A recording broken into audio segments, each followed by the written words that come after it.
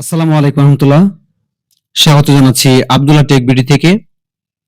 আমি মোটামুটি ভাবে এই চ্যানেলে প্রফেশনাল ভিডিও এডিটিং কোর্স চালু করেছি, যেটা 10 থেকে 12টা ক্লাসের মাধ্যমে আমি শেষ করতে চাচ্ছি।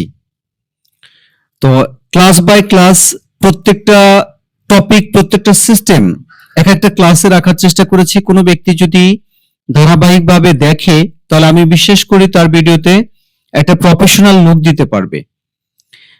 বেসিক্যালি যারা প্রফেশনাল ভিডিও এডিটর তারা এই ভিডিও দেখলে অবশ্যই বুঝতে পারবে যে আমি আসলে কি বোঝাতে চাচ্ছি, কিন্তু যারা ভিডিও এডিটিং সম্পর্কে কিছু জানে না তারা এই টাইপের ভিডিও দেখলে একটু যেন তাদের মনে অন্য ধরনের ফিলিংস সৃষ্টি হবে, যেটা আবার কি টাইপের ভিডিও, নিজের ভিডিওতে তো কোনো এডিটিং নাই না। আমি এই টপিকগুলো লাইভ ক্লাসের মতো দেখানোর চেষ্টা করছি, কারণ এটা হচ্ছে ল্যাপটপের মনিটর, বুঝতেই পারছেন। তো একদম লাইভ ক্লাসের মতো দেখাবো, কোনো এডিটিং এ রাখবো না, যেন প্রত্যেকটা কথা, প্রত্যেকটা টপিক অডিয়েন্স খুব সুন্দরভাবে ভালোভাবে নিতে পারে। তো আমরা প্রথম ক্লাসে দেখিয়েছি এডিটিং অ্যাপস এর যে টুলস, সেই টুলস সম্পর্কে ধারণা। দ্বিতীয় ক্লাসে দেখিয়েছি বা দ্বিতীয় পর্বে দেখিয়েছি একটা টেক্সট, ফ্রি স্টক ভিডিও বা পিএনজি পিকচার, এই সমস্ত কিছুর পজিশন, আমরা একটা ডিসপ্লের কোথায় কখন প্রদর্শন করতে চাচ্ছি তার পজিশন। তৃতীয় ক্লাস হচ্ছে ফ্রন্ট। আমরা যে টেক্সট, এই টেক্সট হচ্ছে আমাদের কাজ। আমরা জানি অনেক সময় আমরা ভিডিওতে টেক্সটকে সাবটাইটেল হিসেবে ব্যবহার করে থাকি, অথবা অনেক কাজেই ব্যবহার করার জন্য টেক্সট অ্যাড করে থাকি একটি ভিডিওতে।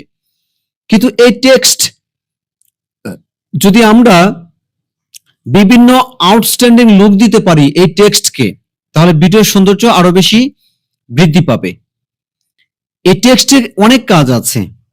টেক্সটকে শ্যাডে করা, টেক্সটের পেছনে ব্যাকগ্রাউন্ড অ্যাড করা, টেক্সটকে অ্যানিমেশন করা, হ্যাঁ, মোটামুটি ভাবে এই কয়েকটা কাজ জানলে হবে। যেমন আপনি কিভাবে টেক্সটকে শ্যাডো করবেন, টেক্সটকে কিভাবে অ্যানিমেশন করবেন, হ্যাঁ, টেক্সটের পেছনে কিভাবে ব্যাকগ্রাউন্ড অ্যাড করবেন বা আউটলাইন অ্যাড করবেন, সেই জিনিসগুলো আজকের ক্লাসে আমি সুন্দর করে খুঁটিয়ে খুঁটিয়ে বোঝানোর চেষ্টা করব। কেমন? তো কথা না বাড়িয়ে শুরু করছি আজকের টপিক। আমি শুরুতেই আমার ফিল্মোরা এডিটিং অ্যাপসে চলে আসলাম। সর্বপ্রথম যেহেতু আমি একটা টেক্সটের কাজ করব, তার আগে একটা আমি স্টক মিডিয়া থেকে একটা ব্যাকগ্রাউন্ড অ্যাড করব। আমরা যে কোনো একটা ব্যাকগ্রাউন্ড অ্যাড করতে পারি, এখানে ধরাবাঁধা নিয়ম নেই। আর এখানে তো আমি জাস্ট পরীক্ষা করার জন্য দিচ্ছি। একটা ভিডিও আমি নিয়ে নিচ্ছি, এটা ডাউনলোড হচ্ছে, সময় নেবে, বাস আমাদের যে অটোমেটিক যেটা ডাউনলোড আছে সেটাই নেই। তখন দিচ্ছি হলুদ কালারটা দিয়ে, এখন দিচ্ছি লালটা দিয়ে দিই, বাস। সর্বপ্রথম টাইমলাইনে আমরা একটা ব্যাকগ্রাউন্ড অ্যাড করে নিলাম। তারপরের যে কাজটা হচ্ছে এই টাইমলাইনে একটা টেক্সট নিতে হবে, যেহেতু আমাদের পরিপূর্ণভাবে টেক্সটের কাজ। আজকে যত কথা হবে সমস্ত কিছু টেক্সটকে নিয়ে। আমরা জানি টেক্সটকে ব্লার করা যায়, টেক্সটের পিছনে ব্যাকগ্রাউন্ড দেওয়া যায়, টেক্সটকে অ্যানিমেশন করানো যায়, টেক্সটকে শ্যাডো করানো যায়। তো সমস্ত কিছু নিয়ে আজকে আমরা ডিসকাশন করব। তো এই টাস্ক বারে এসে টিতে চাপ দিলে কুইক টেস্ট দিয়ে দেবে, কুইক টেস্টে প্রেস করলে আমরা টেক্সট অপশন পেয়ে যাব। বাস, আমরা টেক্সট অপশন পেয়ে গেলাম। এখন আমরা এই টেক্সটে কিছু একটা লিখব। তো লেখার জন্য, এই টেক্সটে কিছু লেখার জন্য আমাদের কি করতে হবে? এই যে ইফেক্ট কন্ট্রোল আছে মনিটরের ডানে উপরে, খেয়াল করে দেখেন টেক্সট অপশন আছে। টেক্সটে প্রেস করলে আপনার টেক্সট সম্পর্কে যত ফাংশন আছে সবকিছু শো করবে। তো আমরা এখানে লিখতে চাচ্ছি, আমার চ্যানেলের নাম হচ্ছে আব্দুল্লাহ টেক বিডি, আমি এখন এটাই লিখব।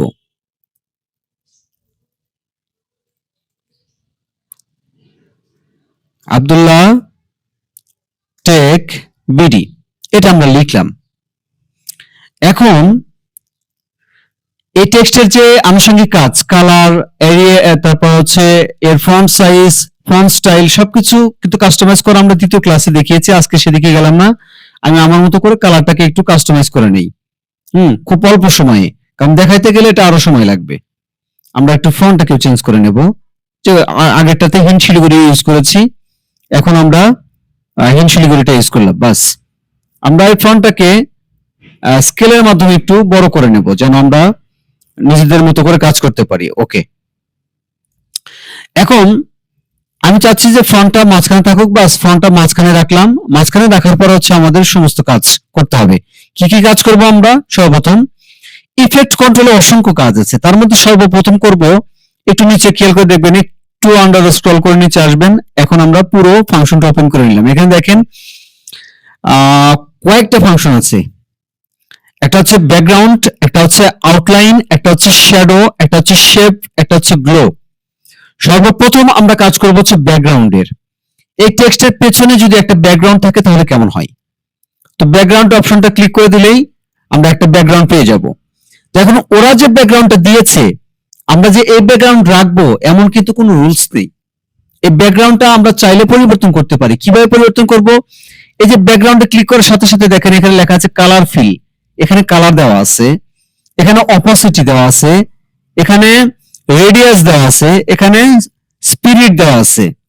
এই কয়েকটা ফাংশনে কাজ করতে হবে। অর্থাৎ যখন আমরা ব্যাকগ্রাউন্ডে কাজ করব তখন এই কয়েকটা ফাংশনে কাজ দেওয়া আছে। অর্থাৎ এই ব্যাকগ্রাউন্ডটা আপনার চোখে কখন কিভাবে কোন অবস্থায় ভালো লাগে সেটা আপনি ভালো জানেন। তো আমি শুধু জাস্ট আমার মতো করে ব্যাকগ্রাউন্ডের কালারটাকে একটু চেঞ্জ করার চেষ্টা করছি। আমরা কালারটা চেঞ্জ করে নিলাম, আমরা অন্য একটা কালার নিতে চাচ্ছি, বাস এই কালারটা আমি নিলাম। এই কালারটা নিলে টেক্সট কালারটা চেঞ্জ করতে হয়, কালারটা টেক্সটে ফুটলো না, আমরা অন্য একটা কালারে যাচ্ছি। বাস মোটামুটি ভাবে ব্যাকগ্রাউন্ডের কালারটা লাল লাল মিলে যায় না, আমরা অন্য একটা কালার নেই, এখন চললো। তো এখন টেক্সট কালারটাকে একটু চেঞ্জ করতে হয়। তো এই ব্যাকগ্রাউন্ডটাকে আমরা যদি অপাসিটিতে প্রথমে প্রেস করি, দেখতে পাচ্ছেন আমি আবারও বলছি, এই ব্যাকগ্রাউন্ডে প্রেস করা মাত্র কিন্তু তিনটা অপশন ওপেন হলো। একটা হচ্ছে অপাসিটি, এই যে দেখতে পাচ্ছেন, আর হচ্ছে রেডিয়াস, আর হচ্ছে স্পিরিট। তো আপনি যদি অপাসিটিতে কাজ করেন, অপাসিটি কমিয়ে দিলে ব্যাকগ্রাউন্ডের কালারটা আস্তে আস্তে আস্তে আস্তে কমে যাবে। দেখতে পাচ্ছেন কমে যাচ্ছে। অপাসিটি আস্তে আস্তে বাড়িয়ে দিলে টেক্সটের কালারটা, ব্যাকগ্রাউন্ডের কালারটা গাঢ় হয়ে যাচ্ছে। এটা হচ্ছে অপাসিটির কাজ।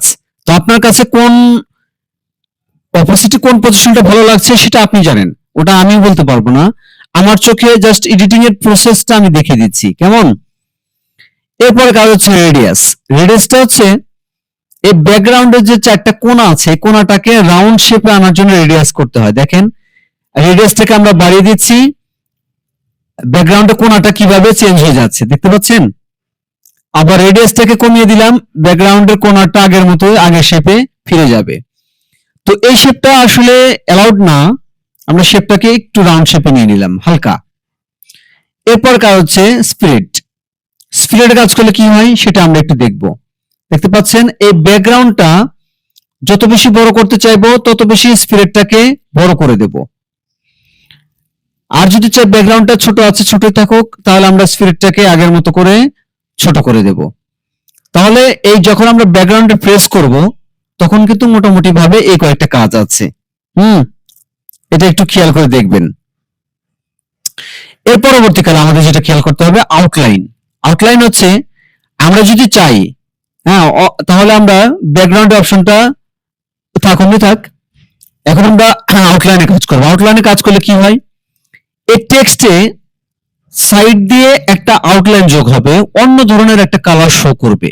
তো সেই কালারটা কিভাবে শো করবে, এটাকে যদি আমরা এই আউটলাইনে আবার তিনটা কাজ আছে। একটা হচ্ছে অপাসিটি, অপাসিটির মাধ্যমে সেই আউটলাইনের স্পষ্টতা বাড়ানো যাবে, আবার স্পষ্টতা কমানো যাবে।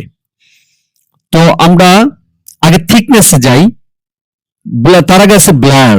ব্লারের মাধ্যমে এই আউটলাইনে যে থিকনেসটা ব্যবহার করব সেটা ব্লার করা যায়, অর্থাৎ ঘোলা করা যায়, ধোঁয়াশে করা যায়। আমরা থিকনেসটা বাড়িয়ে দিই, দেখতে পাচ্ছেন কতটা বৃদ্ধি পেল, যা আপনি বুঝতে পারলেন না যে এই থিকনেসের কালারটা যদি আবার চেঞ্জ করে দিই তাহলে আপনি দেখতে পাবেন। তাহলে আপনি দেখতে পাবেন এই যে এখন দেখেন থিকনেসের কালারটা কিভাবে চেঞ্জ। তো এই থিকনেসটা যদি কমিয়ে দিই তাহলে দেখেন বিষয়টা কিভাবে শো করে, দেখতে পাচ্ছেন। থিকনেসটা কমিয়ে দিলাম, কালারটা চলে গেল, থিকনেস বাড়িয়ে দিলাম, আস্তে আস্তে কালারটা বেড়ে যাচ্ছে। তা আউটলাইনে আপনি যে কালারটা চাচ্ছেন বা যে কালারটা আপনার ভালো লাগে আপনি সেটা ইউজ করবেন। আমরা অন্য একটা কালার নেই, এই কালারটা নিলাম। আমরা থিকনেসটা বাড়িয়ে দিয়ে দেখেন এখন কেমন লাগে। বিষয়টাকে স্পষ্ট করার জন্য আমরা এই কালারটা রাখলাম, জাস্ট এতটুকুই। এরপর হচ্ছে শ্যাডো। আমরা যদি ব্লার করি তাহলে কি হবে দেখতে পাচ্ছেন, ওই যে আমরা আউটলাইনে কালারটা ইউজ করেছি সেটা ঘোলা হয়ে গেল। এটা তখনই বুঝবেন যখন আমরা থিকনেসটা বাড়াবো। এখন দেখেন আগের মতো স্পষ্টতা কিন্তু নাই, এটা আপনি মাথায় রাখবেন। এরপর হচ্ছে শ্যাডো। শ্যাডোতে কি আছে একটু শ্যাডোটা দেখি। টেক্সট মানে সবগুলো প্রসেস আমি দেখে দিচ্ছি, আপনি তার মধ্যে থেকে কোন প্রসেসটা অ্যাপ্লাই করবেন বেসিক্যালি সেটা কিন্তু আপনি অ্যাপ্লাই করবেন, ওটা আমি অ্যাপ্লাই করে দিতে পারবো না, কেমন। এরপর হচ্ছে শ্যাডো যেহেতু আছে, শ্যাডোর কাজটা আমরা শ্যাডোতে প্রেস করে দেই। শ্যাডোতে প্রেস করলে শ্যাডোতে অপাসিটি আছে, ব্লার আছে এবং ডিসটেন্স আছে। ডিসটেন্স হচ্ছে আমরা ডিসটেন্স বাড়িয়ে দিই, দেখেন শ্যাডোতে যে টেক্সটটা আছে সেটা কোথায় যাচ্ছে, দূরে চলে যাচ্ছে। আবার আমরা কমে দিলাম, সেটা আস্তে আস্তে কাছাকাছি হয়ে যাচ্ছে। হ্যাঁ, এই শ্যাডোটাকে যদি আমরা ব্লার করে দেই তাহলে সেটা ঘোলা হয়ে যাবে, দেখতে পাচ্ছেন চতুর্পাশ কিন্তু একটু ঘোলা হয়ে গেল। শ্যাডোর কালারটাকে যদি পরিবর্তন করি তাহলে আপনি আরো বিষয়টা ভালোভাবে বুঝবেন। বাস আমরা রেডে নিয়ে আসলাম। এখন দেখেন এই যে আগে ছিল নীল এখন হলো কি লাল, এটা ব্লার করার কারণে অনেকটা ঘোলাটে হয়ে গেছে। ব্লারটা কমিয়ে দিয়ে আমরা ডিসটেন্সটাকে বাড়িয়ে দিই, এখন দেখেন লাল একটা টেক্সট ছায়া হয়ে ফিরে আসছে। এটা হচ্ছে ডিসটেন্সের কাজ। ডিসটেন্সের মাধ্যমে সেই ছায়াটা আপনি দূরে নিতে পারবেন, কাছে নিতে পারবেন। এর পরবর্তীকালে হচ্ছে শেপ। আমরা এটাকে কোন শেপে দেব, বিভিন্ন ধরনের শেপ আছে। এখানে শেপে প্রেস করলে সেই শেপের স্টাইলগুলো এখানে শো করবে। এরপর হচ্ছে স্ট্রেংথ। শেপের দুটো অপশন আছে, একটা স্ট্রেংথ আর একটা হচ্ছে অ্যানিমেশন ডিউরেশন। স্ট্রেংথে প্রেস করলে কি হয় দেখেন এটা আরো বৃদ্ধি পাচ্ছে, গোল হয়ে যাচ্ছে। স্ট্রেংথ কমিয়ে দিলে রাউন্ড শেপটা কমে যাচ্ছে, এটা হালকা রাউন্ড হয়ে যাচ্ছে। হ্যাঁ, এটা হচ্ছে দেখেন স্ট্রেংথ বাড়িয়ে দিলাম রাউন্ড শেপ হয়ে গেল, স্ট্রেংথ কমিয়ে দিলাম সেটা একদম স্ট্রেট হয়ে গেল। এরপর হচ্ছে অ্যানিমেশন ডিউরেশন। যদি আমরা এটাকে ডিউরেশন বাড়িয়ে দিই তাহলে অ্যানিমেশনটা আস্তে আস্তে আস্তে আস্তে শো করবে, আর কমিয়ে দিলে আস্তে আস্তে শো করবে। আমরা শেপটাকে ইউজ করব না, তাই এটাকে আমরা ডিসকানেক্ট করে দিলাম। এরপর হচ্ছে গ্লো, যেটি সবচেয়ে মোস্ট অফ ইম্পর্টেন্ট।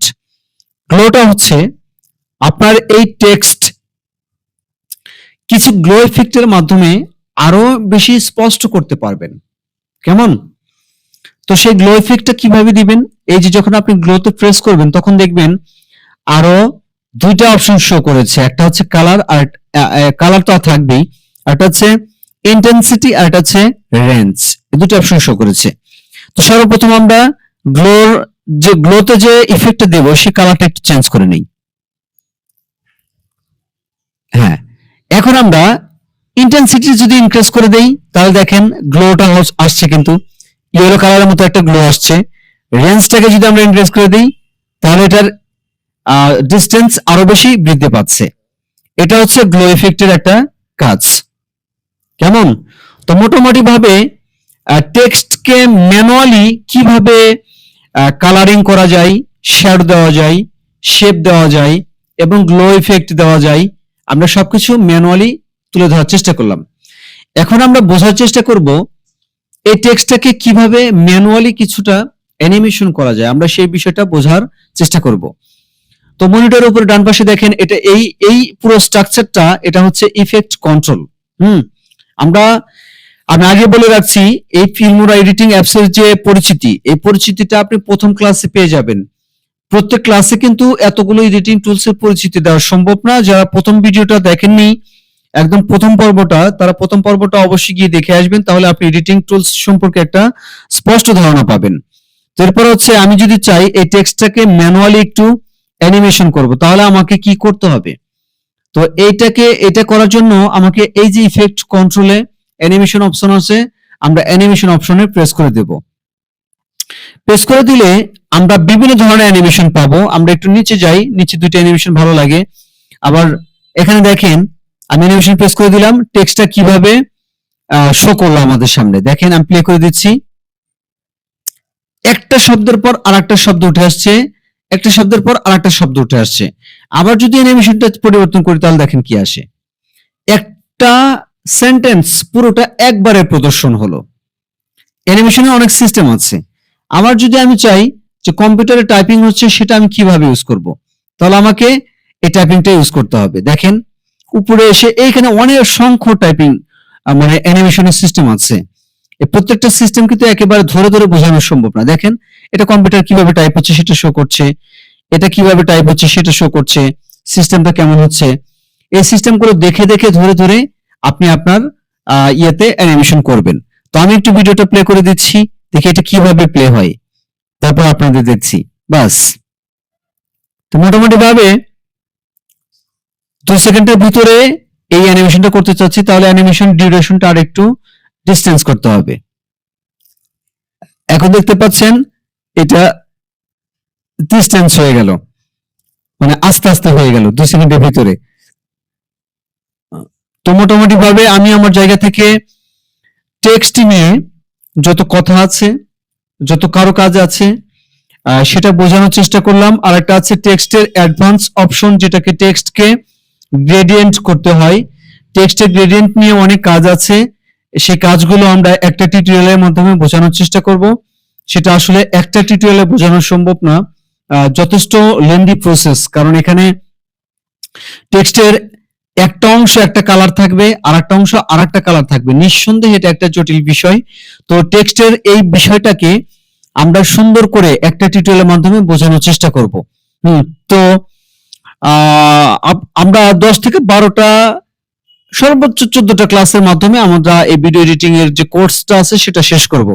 বেসিক্যালি যারা প্রফেশনাল একজন ভিডিও এডিটর তারা কিন্তু জানে যে এই ভিডিওগুলো কিভাবে এডিটিং করতে হয়, অথবা এই বিষয়গুলো বললেই যে কার্সল কি, এরপর হচ্ছে ইফেক্ট কন্ট্রোল কি, অ্যানিমেশন কি, যারা প্রফেশনাল ভিডিও এডিটর তারা কিন্তু এটা জানে। আর যারা ভিডিও এডিটর না বা নতুন নতুন আসতে চাচ্ছে তারা একটু হাসতে পারে। আর একটা কথা, অনেকে প্রশ্ন করতে পারে যে আপনি আপনার ভিডিওটা কেন এডিটিং করেন নাই। না, এই ধরনের ভিডিও কি আমি এডিটিং করব? 18 মিনিটের ভিডিও এডিটিং করতে গেলে আমরা যে টাইপের ভিডিও এডিটর 10 সেকেন্ডের ভিডিও এডিটিং করতে গেলে লাগে আমাদের 2 থেকে 3 ঘন্টা, যেহেতু প্রফেশনাল কাজ করতে হয়। কারণ একটা টেক্সটকে আপনাকে এই 4টা কাজ করতে হবে, যেমন ইফেক্ট দিতে হবে, শ্যাডো দিতে হবে, শেপ দিতে হবে, এরপর এটাকে অ্যানিমেশন করতে হবে, এরপর এই টেক্সটের সাউন্ড ইফেক্ট দিতে হবে, এর পরবর্তীকালে এই সাউন্ড ইফেক্টের সাথে টেক্সটের অ্যানিমেশনকে ম্যাচ করাতে হবে। এই কাজগুলো যখন করতে পারবেন তখন একটা ভিডিও অটোমেটিক ভাবে সুন্দর হয়ে যায়। তো আমি মন থেকে বিশ্বাস করি যারা একটা প্রফেশনাল ভিডিও এডিটর তারা জানে যেখানে কি কাজ করানো হচ্ছে, কি শেখানো হচ্ছে। এর পরবর্তীকালে একটা ভিডিওর মাধ্যমে সমস্ত ইফেক্ট আমি এডিটিং এর করে দেখিয়ে দেব, যেটা হবে লাস্ট টিউটোরিয়াল। সেই টিউটোরিয়ালে আপনি সুন্দর করে সমস্ত ইফেক্ট একসাথে ইউজ করতে পারবেন। সেই টিউটোরিয়ালটা হতে পারে অনেক অনেক বড়, কারণ সমস্ত অপশন, সমস্ত ইফেক্ট সেখানে একসাথে প্রদর্শন করা হবে। তো আমার ভিডিওটা যদি কারো ভালো লাগে অবশ্যই চ্যানেলটিকে সাবস্ক্রাইব করে পাশে থাকবেন, আমাকে এগিয়ে যেতে সাহায্য করবেন। আবারও স্বাগত জানাচ্ছি আব্দুল্লাহ টেক ভিডিও থেকে। আজকের মতো বিদায় নিচ্ছি। আমি বেলাল হোসেন, ভালো থাকবেন সবাই। আল্লাহ হাফেজ।